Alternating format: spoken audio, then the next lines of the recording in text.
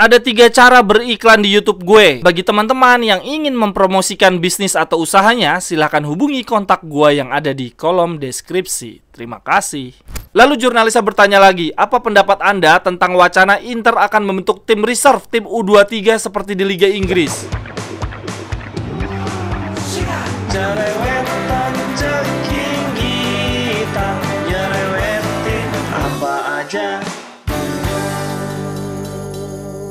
Teman-teman, yang sedang kalian saksikan saat ini adalah Cerewetin Inter. Apa kabar teman-teman semua? Kemarin ada sesi interview eksklusif dengan Alessandro Antonello, CEO Inter. Menurut gua nih, dia adalah orang yang paling bertanggung jawab atas pemilihan sponsor Inter. Menurut gua teman-teman, dia adalah orang yang paling bertanggung jawab atas terpilihnya sponsor Inter ya, Digital Beats. Jadi kalau kita mau nyalain atas carut-marutnya ya sponsorship kita, ya si Antonello ini orangnya. Karena kan kalau si Marotta, Ausilo, dan Bacin itu lebih ke urusan sport, direktur sport. Jadi kalau mereka ini lebih ngurusin jual beli pemain, penentuan pelatih, kemudian perpanjangan kontrak. Sementara untuk urusan bisnis Inter, Alessandro Antonello inilah yang bertanggung jawab. Gue akan bacain beberapa statement dia di sesi interview, sangat menarik. Ini yang pertama, jurnalisnya bertanya, apakah akhir musim nanti akan ada pergantian pemilik? Si Antonello menjawab, Suning yang akan memutuskan. Lalu jurnalisnya melanjutkan, apakah benar ada ketertarikan dari Amerika dan Timur Tengah? Antonello menjawab,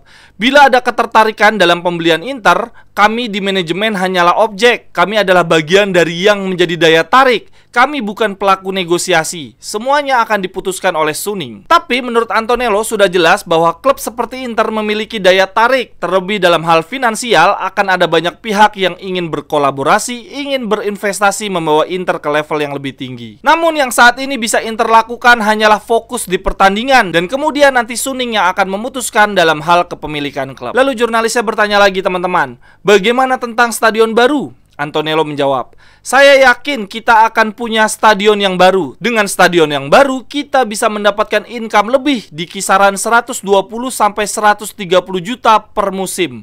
Sedangkan musim ini kami dan Milan hanya mendapatkan 70 juta. Itu pun sudah memecahkan rekor terbanyak sepanjang sejarah karena kami ke depan akan bermain di semifinal Liga Champion. Lalu Antonello melanjutkan, dia bilang dengan stadion yang baru kita bisa memuaskan para penonton. Ada banyak hal yang saat ini tidak bisa kita berikan karena keterbatasan fasilitas di San Siro. Sebagai contoh, menurut Antonello, saat ini kami hanya memiliki jatah 3% bangku penonton untuk tamu spesial Inter. Sedangkan di stadion Eropa lainnya mereka bisa memberikan 18-20% untuk tamu spesial. Ini sangat berpengaruh dalam hal bisnis. Kemudian, wah ini menarik teman-teman. Antonello bercerita bahwa ketika kemarin kami melawan Benfica, kami pergi ke Lisbon dan melihat Stadion da Luz. Di Stadion Benfica terdapat 120 kursi skyboxes. Skyboxes ini teman-teman, kalau di stadion ini adalah ruangan yang ditutup oleh kaca ya, bisa menonton pertandingan. Tapi bedalah dengan yang di tribun, nggak jadi satu. Bisa dikatakan ini adalah ruangan VVIP, bisa untuk tamu kehormatan maupun disewa. Nah sekarang di Stadion Gelora Bung Karno udah ada nih teman-teman skybox,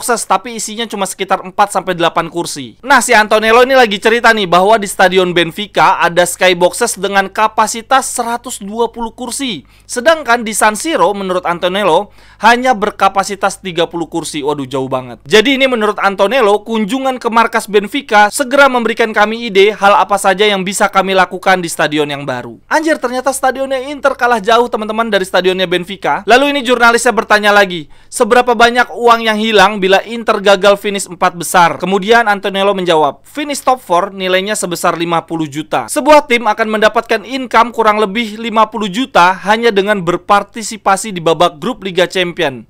Tentu saja hal ini sangat berpengaruh bagi Inter dalam merencanakan masa depan. Saat ini kami tidak bisa berpikir tentang musim depan sebelum Inter memastikan finish 4 besar. Jurnalisnya bertanya lagi, bagaimana tentang transfer window? Antonello menjawab, saya tidak bisa menjawab ini sendirian. Setiap keputusan dibuat bersama oleh Marotta dan Zhang. Namun yang pasti kami semua ingin Inter yang kompetitif dan berkelanjutan. Sejauh ini yang kami lakukan adalah bertahap. Pertama, kami ingin menyelesaikan negosiasi kontrak terlebih dahulu.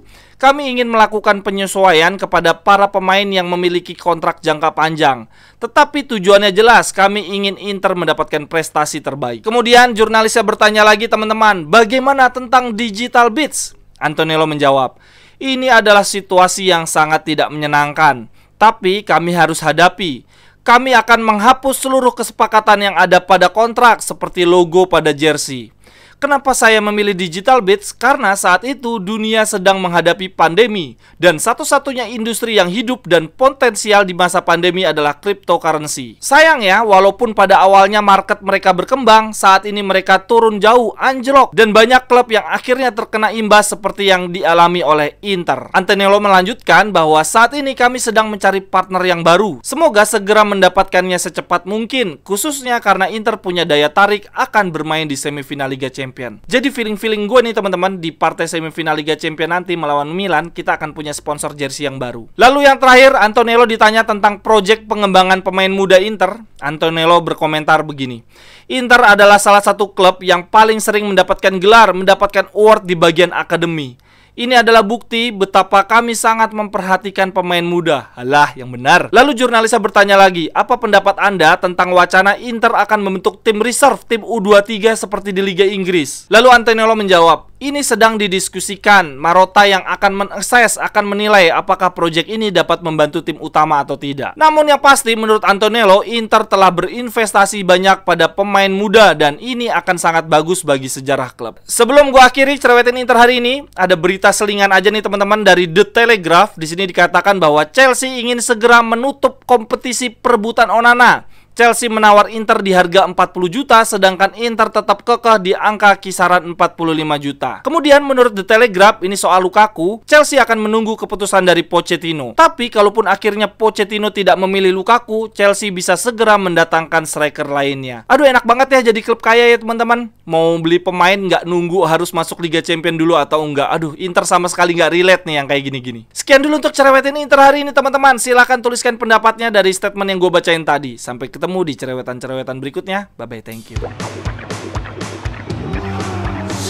Cerewetan ceking kita, nyerewetin apa aja.